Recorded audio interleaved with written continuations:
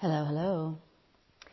I shared the 2023 Planetary Energy Theme Transmission yesterday morning and have already received a number of written questions or follow-up thoughts, as well as feeling kind of a new sort of swirl in the collective of questions about a specific area that I've been speaking about. So I wanted to provide a short follow-up on one of these sort of theme areas.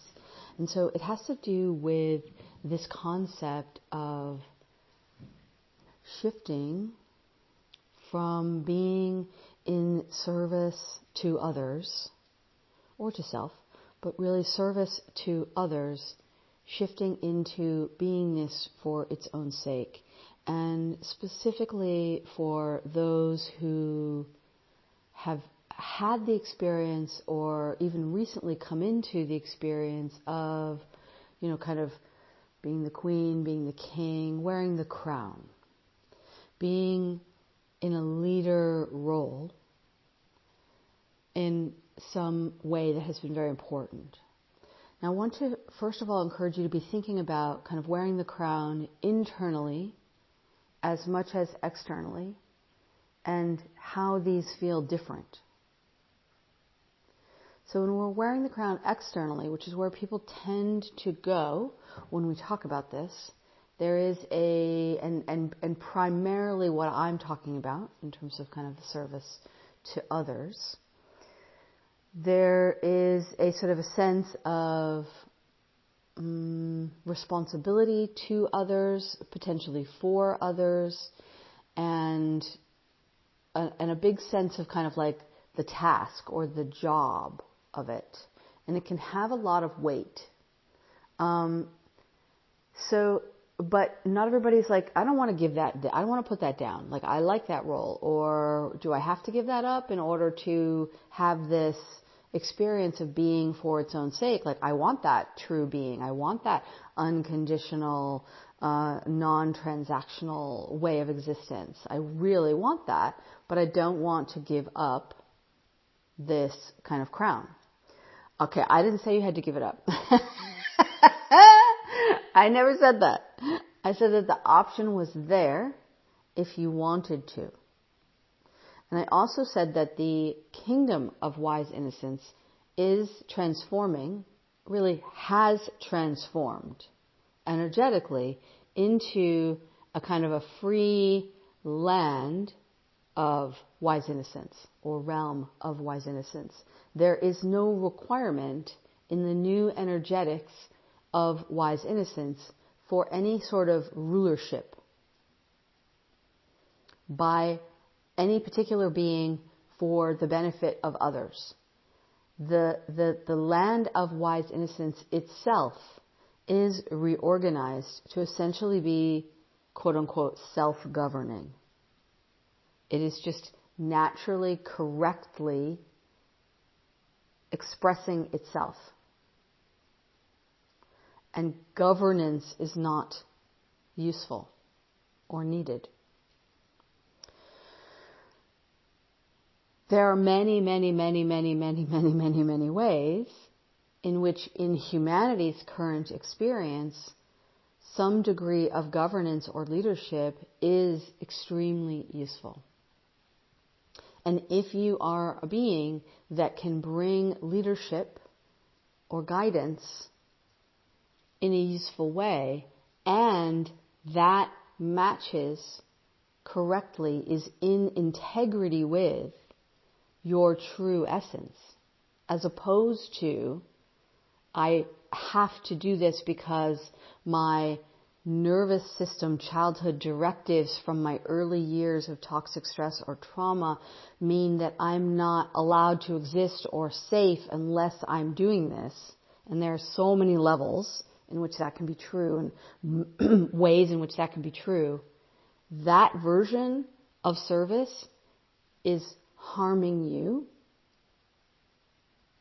even while it may be helping you elevate up and out of it.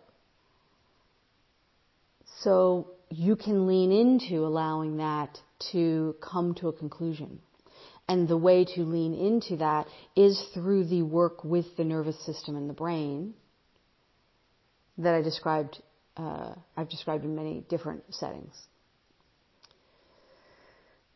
And then, only then, when you can come into that place of inner authority, of inner being consciously, awakely choosing, which, remember, everyone is being run by their nervous system. Most of what you think of as your actual choices are not conscious choices. They are subconscious nervous system choices. Unless you've done an enormous amount of work to deal with the nervous system, the embodied aspects of it, the somatic aspects of it, not just an intellectual understanding. The intellectual understanding will not ever be adequate. And you need it, right? So you need both the intellectual understanding and the embodied somatic side of the work. These two must go together to do this sort of nervous system and brain work and come into greater inner authority. And that is the inner crown. And along the way, in that service to self, that inner crown can feel heavy. It can feel really heavy, like, why am I still doing this work? Oh my God, am I ever going to be done with this work? And yes, you can get to the place where you are pretty much done with this work, and then you want to keep that inner crown, that inner sovereignty that you worked so hard for, that you earned for yourself, that no one else can give you. That's yours.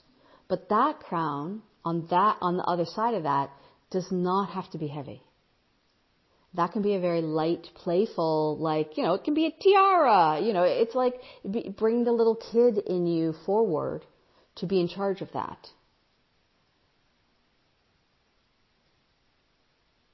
Yeah. And with the clear understanding that the kind of, I don't want to say grown up isn't such a dumb word, right? Don't you hate grown up? Like, who wants to be grown up, right? Aren't we all talking about how adulting is hard? Like, adulting actually isn't the way we're supposed to live. There's nothing right about it. But the current version of you, the now, version of you that actually is able, that has wisdom and earned lived experience, can step into your own inner land of wise innocence, the innocence that is chosen and reclaimed after the wisdom of lived experience, and including that wisdom of lived experience. You can choose that and let that version of yourself wear the crown lightly within, where you are the leader of you. Okay. Now, it's really important to understand that humans are inherently, biologically, social animals. The old evolutionary imperatives of survival, certainly for all beings, revolve around the concept of physical safety, but for humans, inclusion is an even bigger driver. Inclusion is everything for humans in so many important ways.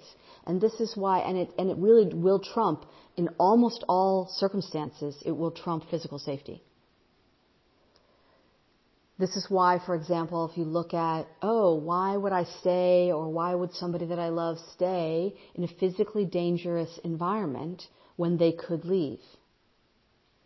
It may be that they feel that that is their only chance of being connected to those beings, those other humans that are creating that danger for them. And that inclusion is perceived by the nervous system to be better than being alone. And while we can sort of, intellectually, but there's so many other people and options, and you go find the safer people. Remember what I said about the nervous system only lets you see out of certain windows in the house of you. You don't see those other options. You don't believe them. For a million reasons that we don't need to go into here. But social inclusion is a huge driver for humans. And so contribution to the whole is a huge motivator for us in our existence, in our beingness here in our human form. We want to contribute. We inherently, intrinsically understand the vast interconnectedness that we are part of, even if intellectually we aren't really living that, or we aren't really aware of it or understanding it. We understand we are not alone. We are completely connected to each other and every other thing here in the natural living world that is this planet. Everything.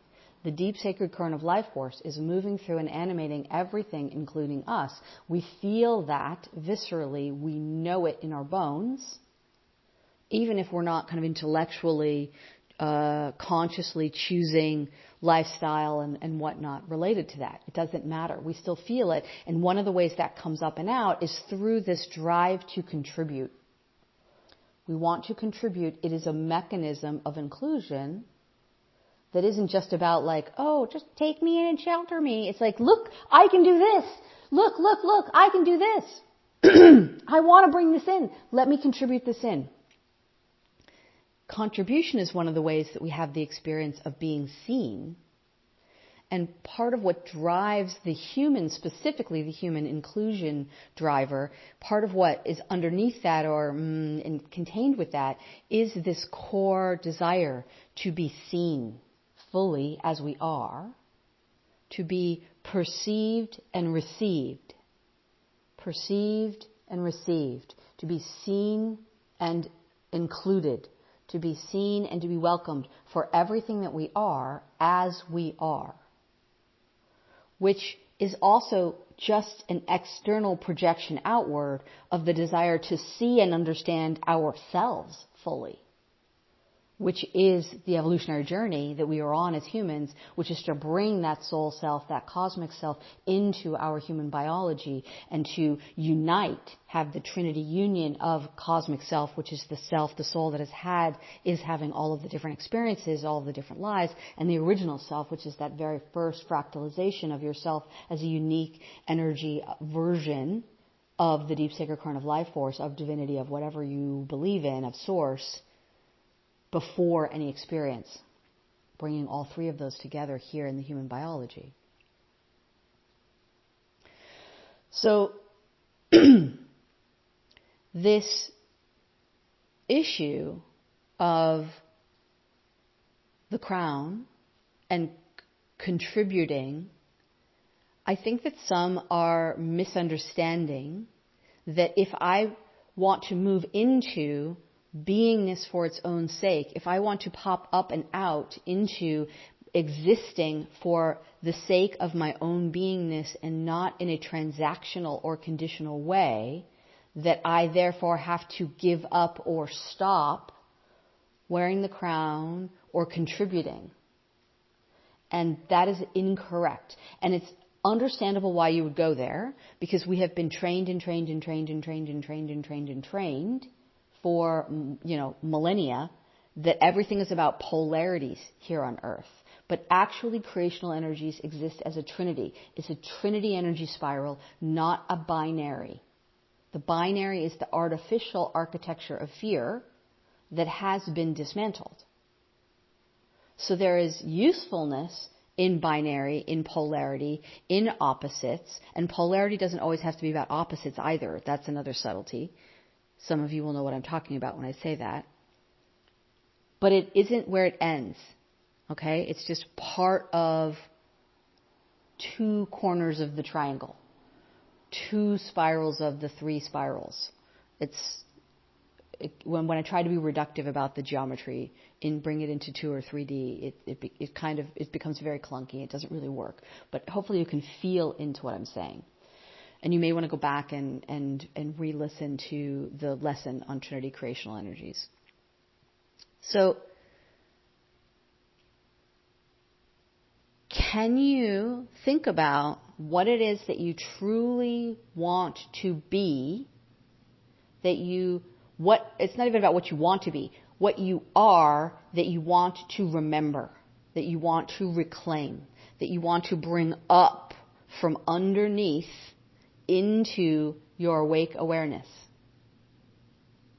understanding that the bridge, intermediary between what is all of you and underneath and what comes into your awake awareness is your nervous system. So what do you want to bring up and in to your awake awareness in your experience in the rest of your human life? And how does that want to be expressed in the embodied sense, in the physical world, in the inform? How does that want to be expressed? So, for example, you might have a bunch of creative work that matters to you, that you want to do. You want to write. You have new stories. You have paintings that you want to create. You want to create, plant elixirs. You want to make, special magical potions with sacred honey. You want to experience your own magic and capacities for energy work through how you work individually one-on-one with people and helping them, or in groups where you kind of help the group come to a place, or you see the patterns and the fractalizations in certain kinds of financial systems or in certain kinds of energy providing technology systems, and you want to go there and bring your unique, incredible magic and energetic capacities and beingness to contribute into the elevation of whatever these kind of playing fields are for the next level of the human experience, or more broadly, the entire natural world experience.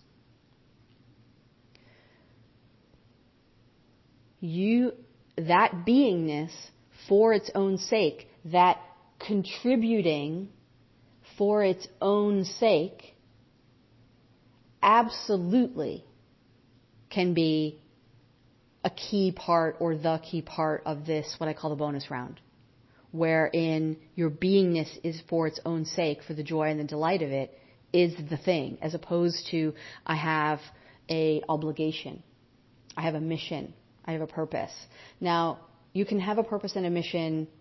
It gets very subtle at these very high levels. My existence is about this, being in service to love. Okay, but are you doing that from a place of service? Are you doing that from a place of obligation? Or is it purely because you love the experience of that? If you're doing it because you love the experience of it, then yes, that's the place to go. And what I want everyone to understand is that the power, the potency, the efficacy of the gift of that contribution, when it comes from that place, that purely, completely lined up, fully in integrity, completely clean, I'm doing it because I just love it. The potency and the power and the efficacy of that gift, that contribution, is radically greater than when you are doing it from typical sort of service to others or even service to self, sense of kind of obligation. The heavier the driver of the motivation for service, the lower the power, the potency, the efficacy of the gift of your contribution. So the contribution and the gift of that can still be wonderful, even way down at the lowest levels where the drivers are entirely around kind of fear and existential threat. Even, one layer up where the drivers are around, ingrained neurobiological programming from early years of trauma and toxic stress. You can still have incredible contributions. But what you actually came here to be and what's inside you, what wants to come out, is the purest expression of it. All right, I hope this is helping. So the next thing that I want to say about this is, as we're talking about that, right, it's specifically this issue of what is the driver behind the contribution. I want you to start to feel into how you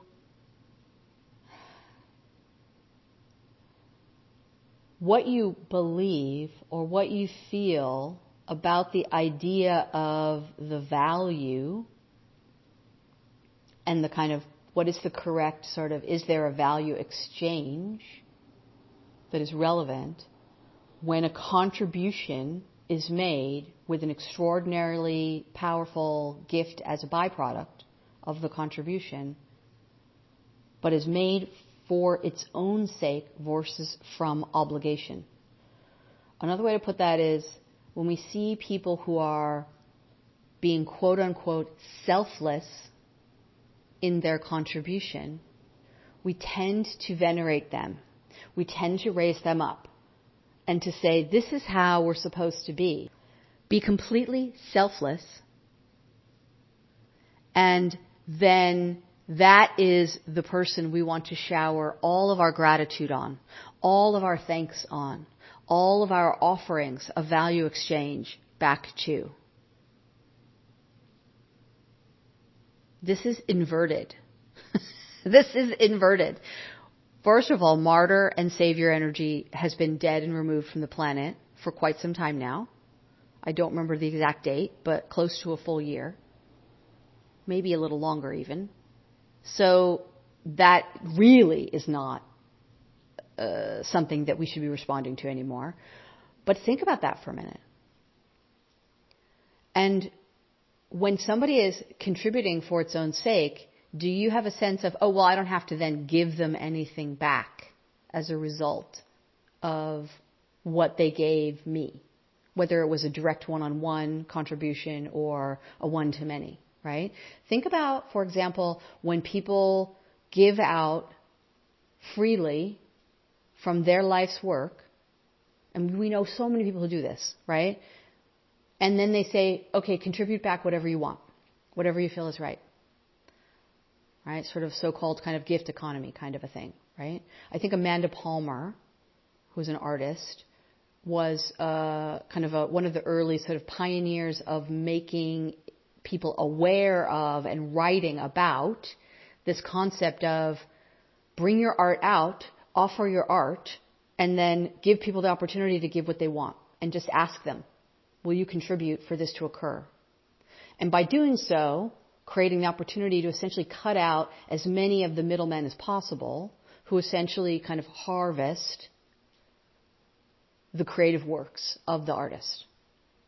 Right? This is what mainstream publishers do. They take and then own your work, and then they give you back 10%. What? That's crazy, right? Same thing with most of the, kind of film and TV community in many different ways, at the higher levels of investment and structures, right?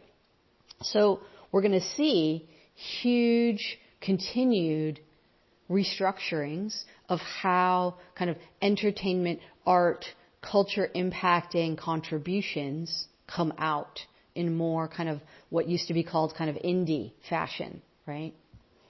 Okay, so what's your thought about, oh, somebody puts out this amazing record, somebody puts out this amazing book.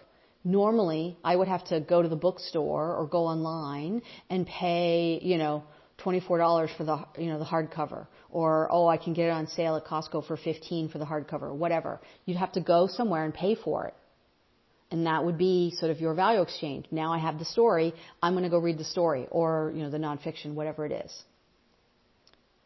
If somebody gave you the book for quote unquote free with no obligation to contribute back,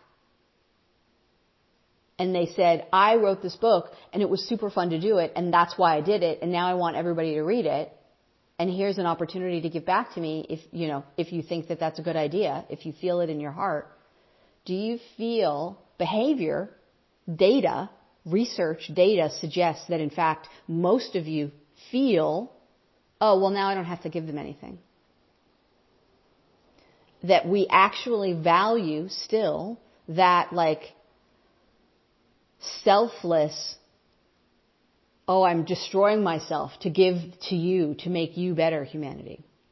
Please start to flip that inside yourself. It starts within yourself. Do you value what you could contribute from your highest place for the joy of it, for its own sake?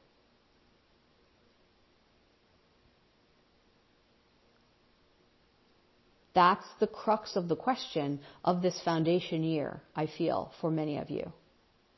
Do you value? Can you value? Are you willing to value? Are you willing to perceive the value? Which is another way of saying, are you willing to see yourself? Because you are incredibly valuable. You are infinitely, pricelessly valuable. Your contribution simply by existing into this tapestry of the deep sacred current of life force is priceless, infinitely valuable. Can you begin to see that? And when you can you begin to then be that and act accordingly? And this is really, I feel, one of the core elements of this bonus round idea, of this energy architecture. That's new to me as well. Much of what I'm speaking about here, I've been teaching with people privately for a long time in various different formats. But the bonus round energy is something that I know some of you are specifically wanting to play with, as am I. And so I want to connect the dots here. But it's true in any version of the new game. Whether you go bonus round architecture or not, it doesn't matter. The new version, everything that I'm describing here has been true about our human experience for a long time. And now the energies have been accelerating the pressure within us and the kind of opportunity to ride the wave to go faster and more fully into what I'm describing. And that acceleration is getting even bigger in 2023, rapidly bigger, because now it's not being held back by the architecture of fear.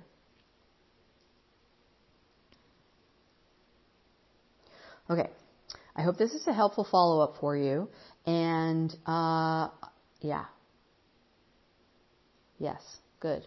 And the last thing that I want to say is that as you feel into all of these things for yourself, I want you to drop into your connection to the deep sacred current of life force. It's sort of thrumming and humming alive within you at all times. If you don't know how to feel that within yourself, focus there first. Learn how to feel that. You must come into capacity to discern the presence of life force within you and then within experiences that you're having, quote unquote, outside of you. Because this is the key discernment to build in this foundation year, so that as things come your way, experiences, opportunities, even objects, even kinds of artwork, whatever, feel into, is life force present here and in an uncorrupted state?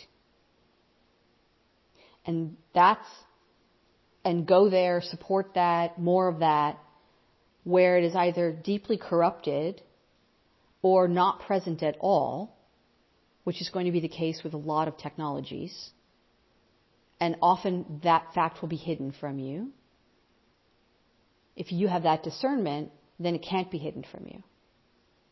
And there are plenty of really wonderful, powerful, beautiful technologies that are going to come online, and you can sense within the ones that are essentially supporting or enhancing the flow and the access to the deep sacred current of life force versus those that are attempting to pervert, distort, harvest, contort, whatever, or remove entirely. And those are the ones to say no to.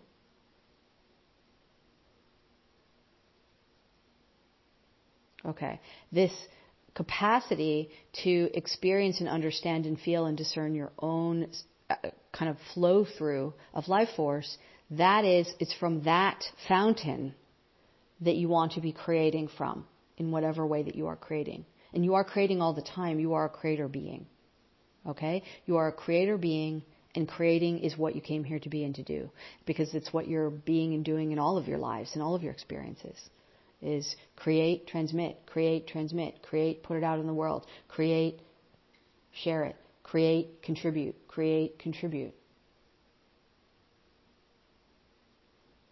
Okay. All right, that feels complete. Mwah. Thank you. I love you.